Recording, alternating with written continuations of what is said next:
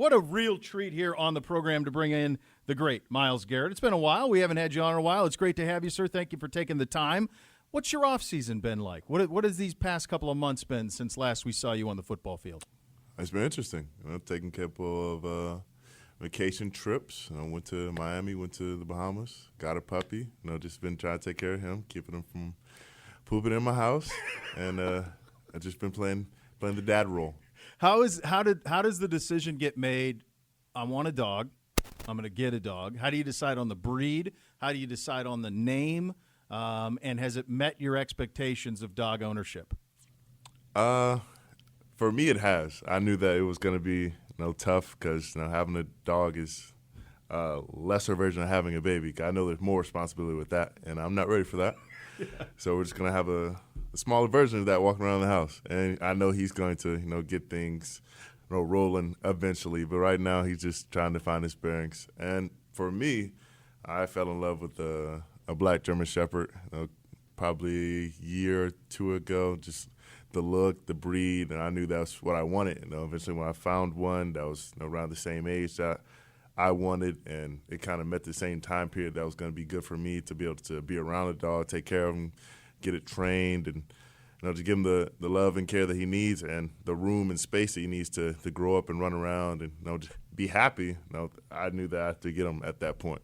The amount of joy that I was a dog owner growing up as a kid, I loved them. I mean, the amount of joy that they can give you.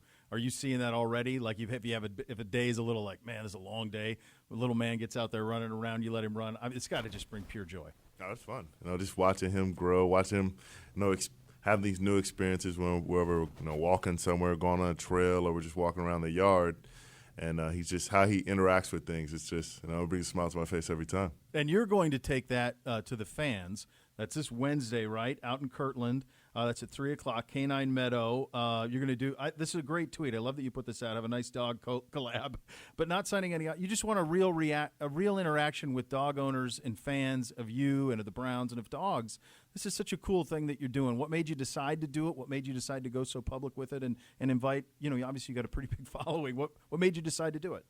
I want to be able to interact with fans, and it's a long off season, so I have plenty of time for it. But I also have those certain times where on the weekends I have to go somewhere, and I have to do things for him. And so it's just he needs to be able to socialize with other dogs, and I have to go out and see the fans, meet with them. Just go out in the community and see how people are. Just be able to connect with people and have him not trying to bite and fight other dogs. Just being a normal dog and be able to lay around the house and interact with people and dogs just fine. How's he going to be? How do you anticipate him? How is he around other dogs? Does a nice job? He's a good boy? He never had a problem. No problems. He'll walk around. He'll sniff them.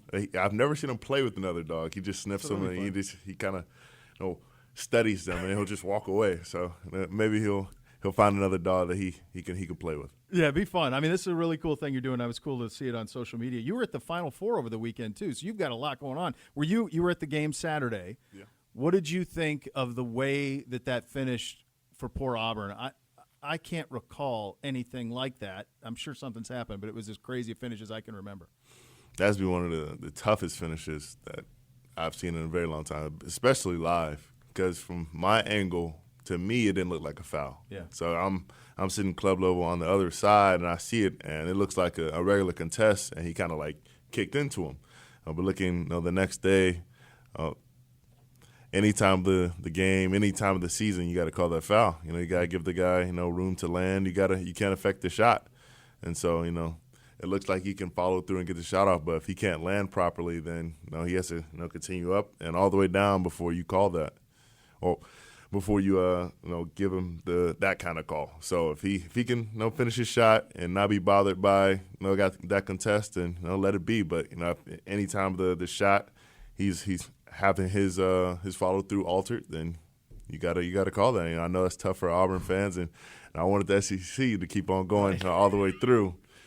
Since my team didn't make it, but I live vicariously through them, so I wanted them to win, but.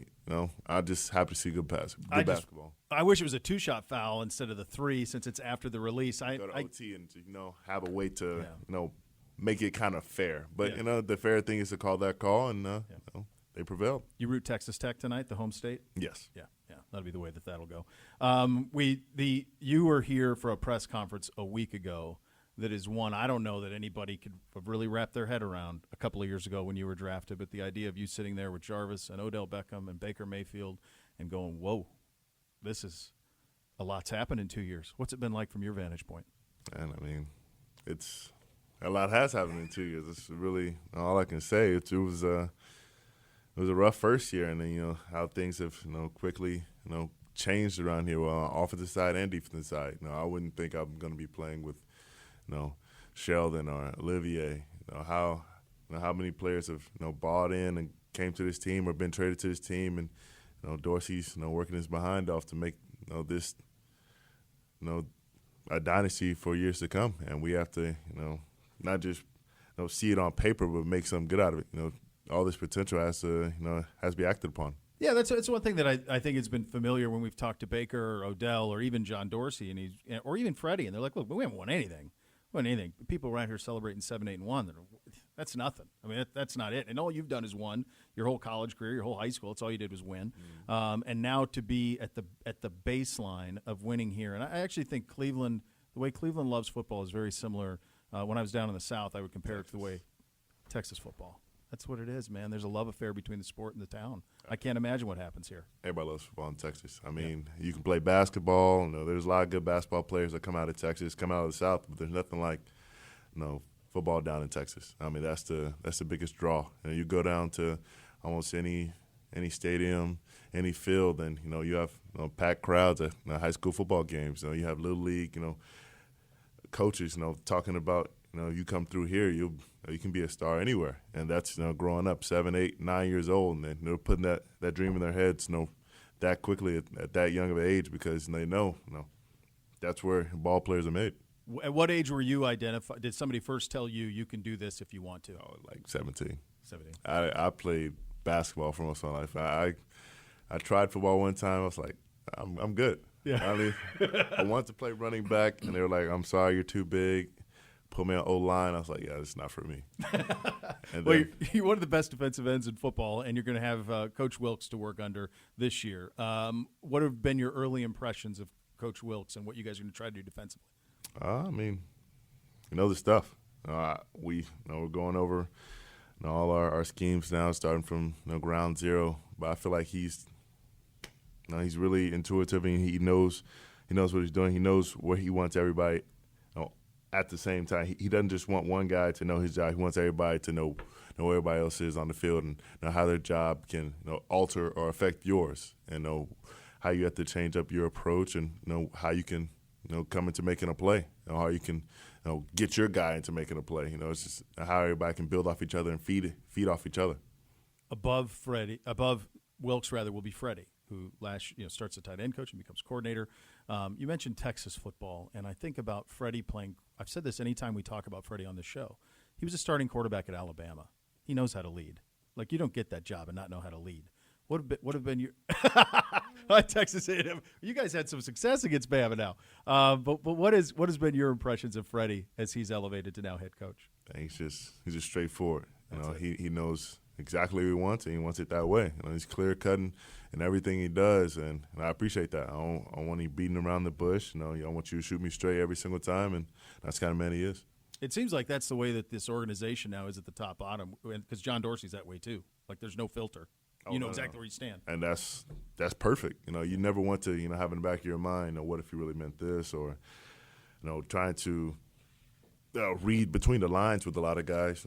If he tell me straight up, you need to be better, you need to do this, I need to be better, I need to do this. I mean, you can take everybody's critique personally, and just keep on moving along with it. You got to be a better football player. Everybody's got to be better across the line, and 7 or 8 will turn to something else. And John Dorsey responsible for the acquiring of Odell Beckham Jr. Where were you when you found out? Obviously losing a brother in Jabril, but at the same time you understand the business of it. But where were you when you found out about Odell, and what was your reaction?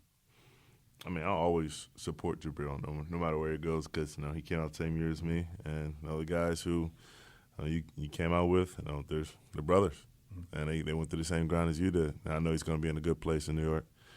But me, I was coming back from dinner, and I was actually on the road to go to my house, take 2 turns. I'm there, and I'm driving. I hear on the radio, the Browns have traded for Odell Beckham. I stopped the car, pulled into a parking lot. I was like, okay, the radio get lies sometimes, so let me check Twitter because that's the most reliable source. The internet never lies. All facts on Twitter, Myles. So I heard it from 3 or 4 sources, and we talked about in the group message for D-line. I was like, well, we made it happen. It's just, we're really trending upwards. We're really fine-tuning this offense to be something special, and we're going to be something special on defense. With all the guys we got packed in there. So it's looking like a hell of a year.